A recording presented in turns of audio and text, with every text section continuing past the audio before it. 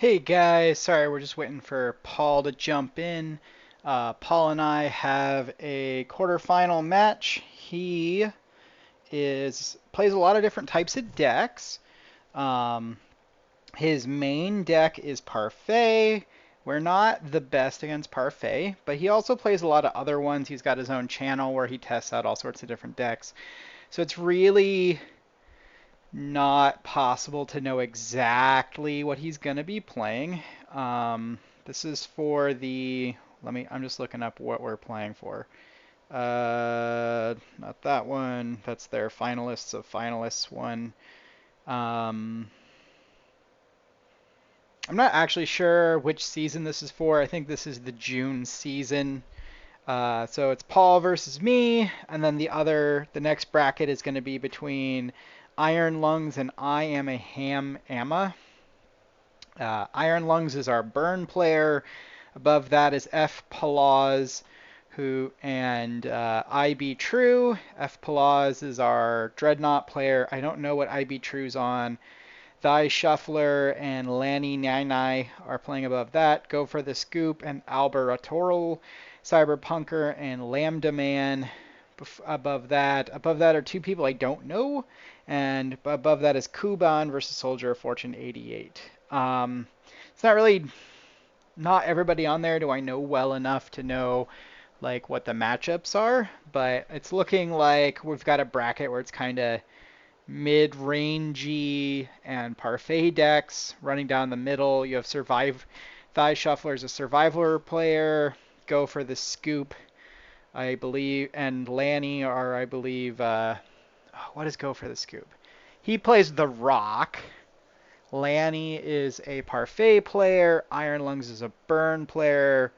Um, Soldier of Fortune 88 is, I think, another Rock player.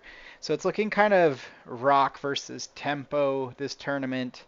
Paul might be our other all-in control prison player at this point. If that's the case, it's going to be, you know, knock out half the prison players at the beginning of the tournament, because that's what we are. All right. He won the die roll, I think. For some reason, the ching at the beginning sounds different if you win or you don't.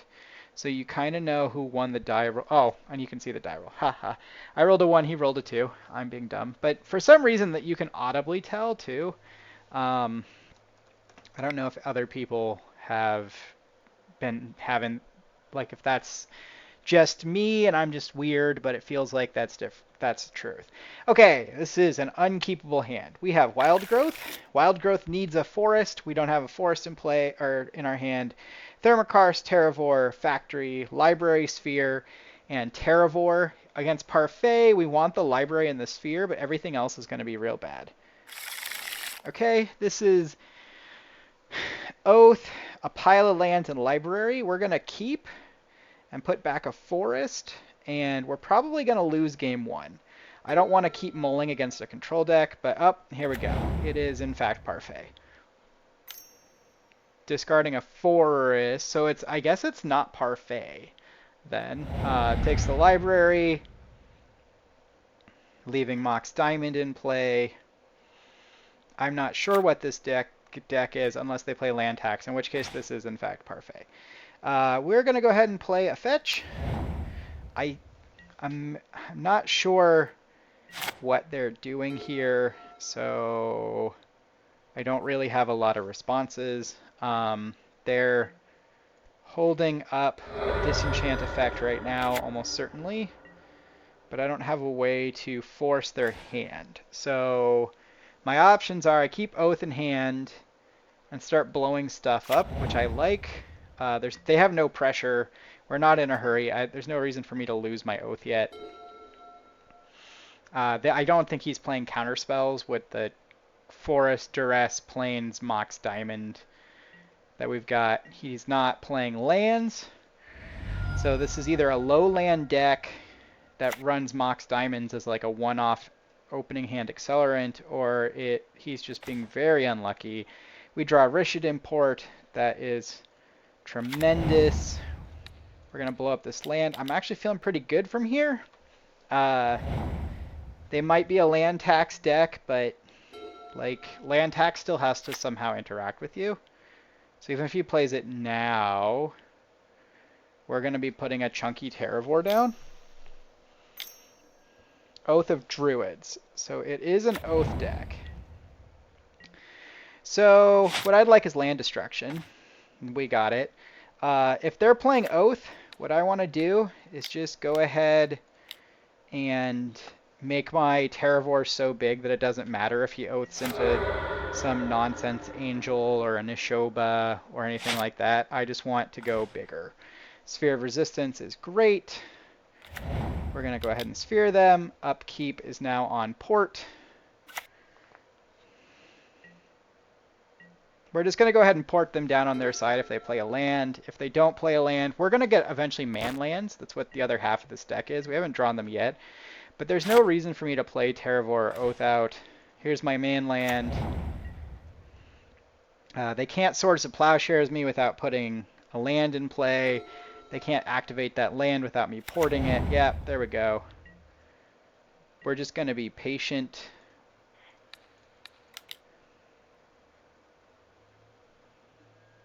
See, and there we go. They crack. Like I said, eventually Terravore will be so big that I don't mind them oathing, but it's not this day. We get another Rishid import. That's amazing. Tap them down. We're going to go to the beginning of combat. Activate Mishra's Factory. So we have Sphere of Resistance, so everything costs 1 more mana, which means they can't Swords to Plowshares us, and they're probably never going to have an untapped land, given that we have 2 ports and so many lands. Unless their hand is just a mountain of lands that they've been holding on to, we can just keep tapping them down and attacking, and we will hit more land destruction at some point.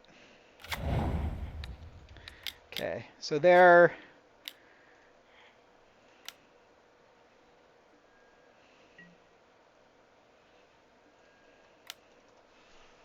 So their best move at this point is to try, on their upkeep, is to blow up my Sphere of Resistance. So we're going to tap down white and see what they do.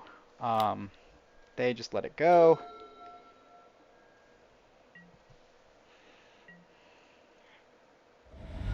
I'm going to go ahead and fetch out another forest. We're at a 7/7, so my Terravore is already bigger than Nishoba. That's amazing draw. And we blow that up. And now we just go to their upkeep and tap them down. We're at an 8/8. We're getting to the point where I'm going to feel free to just go ahead and slam my Terravore, but I'm not quite comfortable yet. I know it seems silly, but stuff like that happens all the time. And as you can see, it's not like we're really resistant to the kinds of like sideboard effects. It's just that what we're doing tends to be stronger than the other abilities in the format. Like we have cheaper, better creatures. My control effects are stronger than counter spells if I can get them off. So like right here, they're out of lands. And we're just going to keep pinging them with a 2/2. Eventually I'll hit a treetop village and kill them much faster. But again, we're not in a rush. They are at this point. They can't even play a non-basic land without me just killing it. And that would make my Terravore even bigger. It's not like my Terravore would be small. Like even if they exiled my graveyard, they still have 1, 2, 3, 4, 5, 6 lands in their graveyard. If I wasteland my I can wasteland both of my ports with my own wastelands to make my Terravore 4 bigger and just swing in lethally. But it seems like we're okay. So the secret with Mishra's Factory, if you don't know, is that the man land on the bottom is the one that was already in play. So with Mishra's Factory, that's really important because we want to do this and make it bigger using our other one. And then we attack for 3. Next turn we're attacking for 4. This is kind of the sign of how good we are at control. Parfait is the deck that really kind of is the hardest, but like we didn't play a single threat. We just played lands and our control spells. We lost our Sylvan Library. I never bothered to put Oath into play. Like, we don't have to be combo-y in order to win. We just have to kind of keep them from winning until we win. And that's what really makes this deck stick out, I think, is that we are the inevitability deck. He has Armageddons. Armageddons defeat our deck. But it's a very combo-y win, where if it doesn't go off, you know, like it costs 4 mana. Rishid Import costs 0 mana. Wasteland costs 0 mana. So we have an advantage there. Okay, so they're a very permanent-based deck, and we want to bring in Naturalizes. So here's one of the issues with this. We're going to take out Oath for 4 Naturalize. And then we have an option. 2, 3, 4. So here's the other point. We have Black Vice. If his hand stays full, Black Vice is a very, very fast clock. But I have to take out land destruction or naturalizes to play it. So I can take out Mulch. I can reduce my, like, I can pull things from other areas. But all of those reduce the rapidness with which I lock down. However, Black Vice kills them quickly so that it reverses the whole, like, who goes long question. But it makes it more likely that going long will go badly. So for game 2, I'm going to go ahead and stay off Black Vice. Because I can't turn 1 it anyway. They get to go first. We'll see if I want to try again. If I want to switch it up on our game 2. Our game 3. When I'm on the play and I can just go land, Vice, go. Okay, so this is kind of an awkward hand, but we're going to keep it. We've got a lot of control in this hand. Wasteland's a control card. We have a forest to ditch to Mox Diamond. There's their Mox Diamond. I don't know if they're land tax or not. I'm assuming they are. There's an island. They're like 5-color stuff. So Winter's Grasp, he can take that. He takes the Mox Diamond instead. That's perfectly reasonable from my point of view. There's another Winter's Grasp. We're going to play a fetch. Technically, I could have left a Wasteland, but I need to have double green to cast land destruction. There's land tax. So we are, in fact, in full tax mode. Well, that explains the destruction of Mox Diamond before.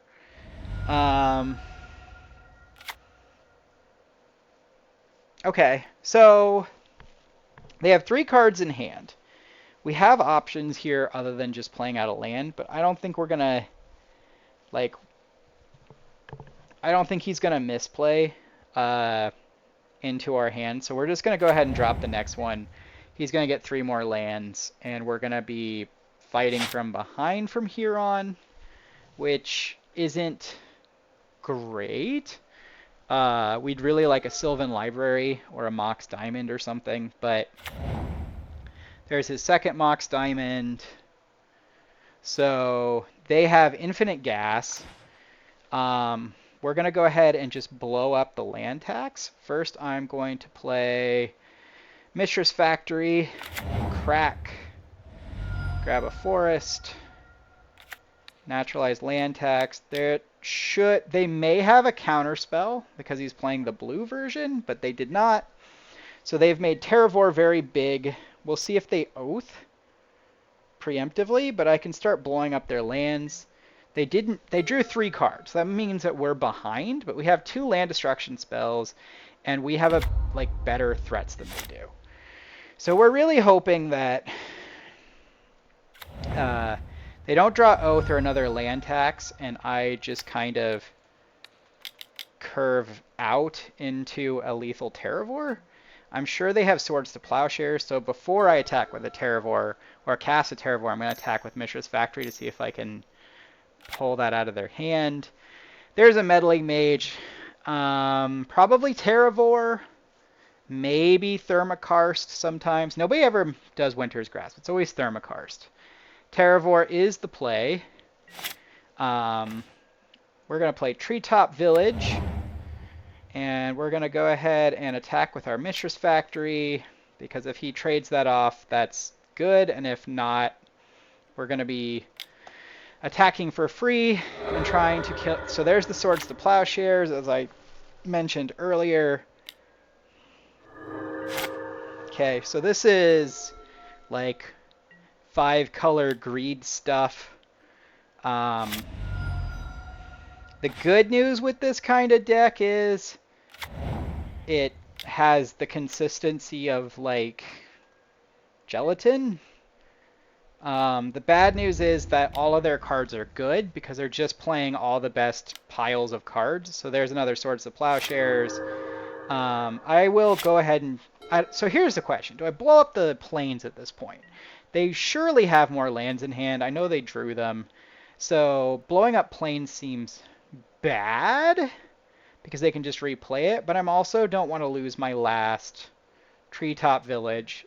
Maybe I'll get lucky and keep just drawing Treetop Villages. It's possible.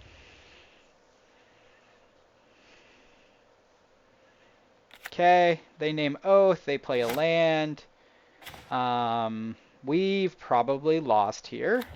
I don't really see me coming back from this, but I don't see why I shouldn't. Because they're playing, you know. So, okay. We're going to lose on our next turn. So just to let you know, yeah, there we go. We're going to go ahead and concede from here. They have Armageddon in hand. That's what they've been playing too. Okay. So their deck's a little different than I expected. And I think what I want at this point is the Black Vices. Not for Terravore. We're going to go a Thermokarst, a Winter's Grasp, bring in 4 Black Vices, take out Wild Growth. I haven't drawn an Exploration this entire league, by the way. 1 more Thermokarst and call it a day. So, again, this has some real issues, but they have to respond to Black Vice if it's in hand, if it's in play. Okay, we're going to keep this one on just the power of Sylvan Library, Naturalize, and Thermokarst. It's not a great hand, but it's a hand that's got a lot of stuff going on. They're mulling hard. What would I like as my first draw is a great question. It's going to be another land, optimally, because I'm going to be dumping out my lands here. I can't use Rishadan Port on turn 1. So that the Exploration doesn't actually do anything. It's part of, unless I draw another land. Technically, that's just a dead hand. If I draw another land on my turn, it will have meant something. Okay, there we go. We just naturalized that. Land, excellent. Blow up the land tax. Excellent. Okay. Let's see what else they got. They have an Undiscovered Paradise and another land tax. So now Naturalize is the best card in my deck. We don't draw that. We do draw Sylvan Library, which is, we don't want to, but, you know, sometimes you don't get what you want. So he's going to start just piling on card advantage, and our card advantage will keep up for exactly 1 turn, and I will just suck life down the hole trying to keep up with him.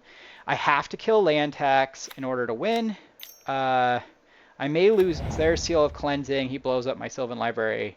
And this is why land tax is probably the single most annoying deck in the format.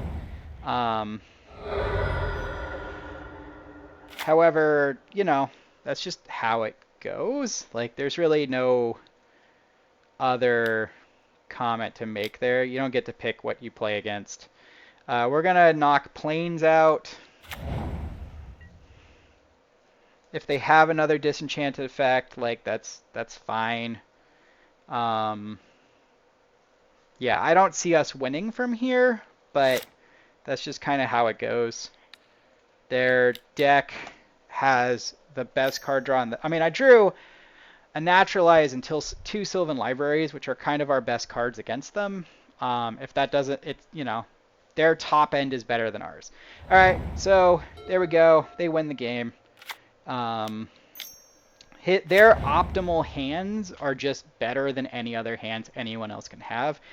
The advantage is 99% of the time they don't get this. They get, yeah, see, like, and if this had happened another turn earlier, I'd have won the game, but it didn't. So we are now hopelessly behind against the deck that draws, 6 extra cards a game.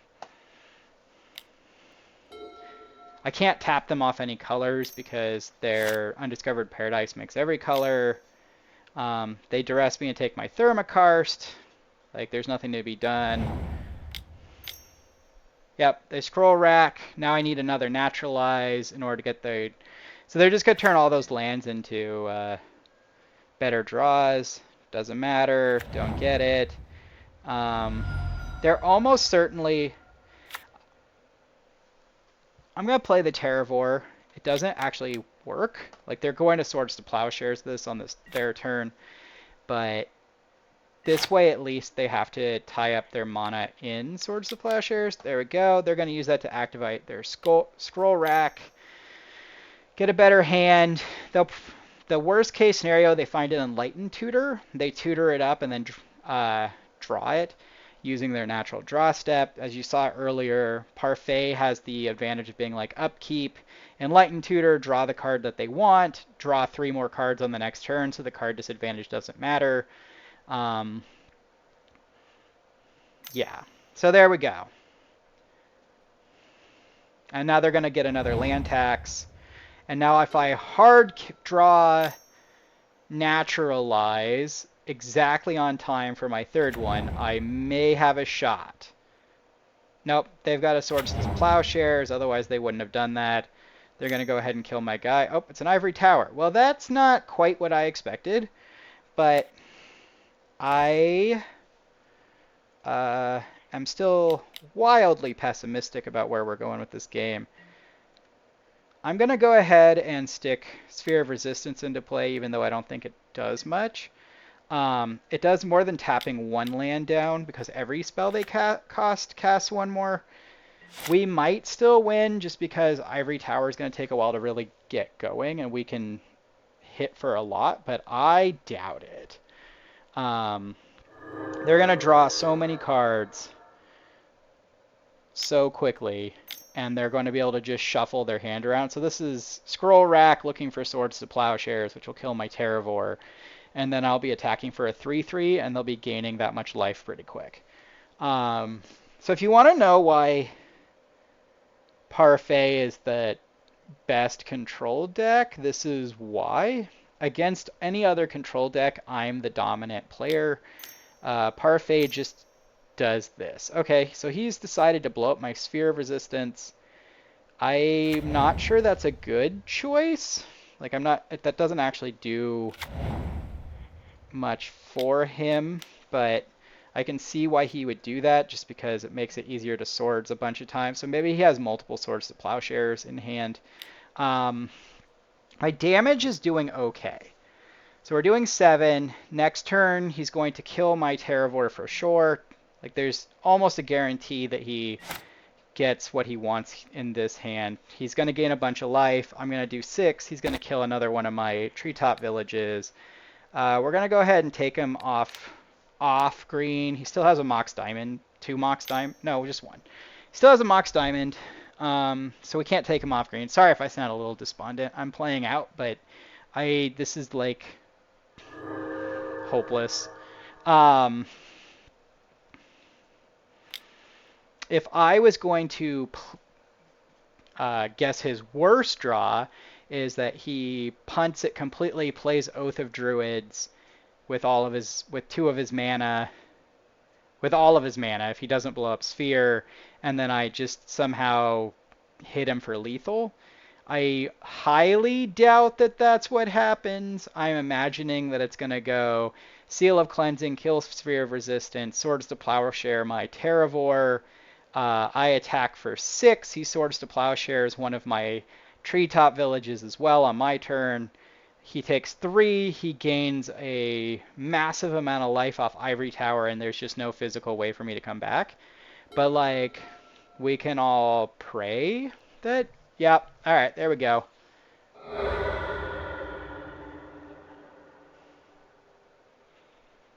So it looks like they sided out the addition. Oh, okay.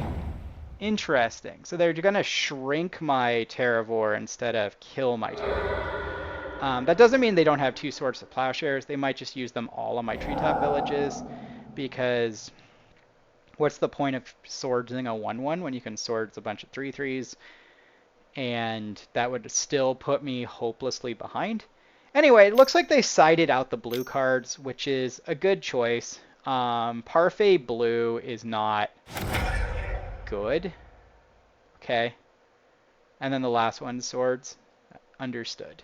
And they're gaining too much life anyway. I don't even think my treetop villages, even if they never drew a Swords to Plowshares, would be able to get me through this. So we are deterministically dead. We draw a wasteland that does absolutely nothing for us. And here comes their swords. And when they swords one of my lands, I'm going to go ahead and just concede. All right. No swords. They go to 5. They gain back more land than or more life than they lost by just putting 3 more lands into play and then gaining what? Yay! Okay. Yeah. So we're just gonna go ahead and F6. They're gonna cast Armageddon now, I would assume. Yeah. Okay. Well.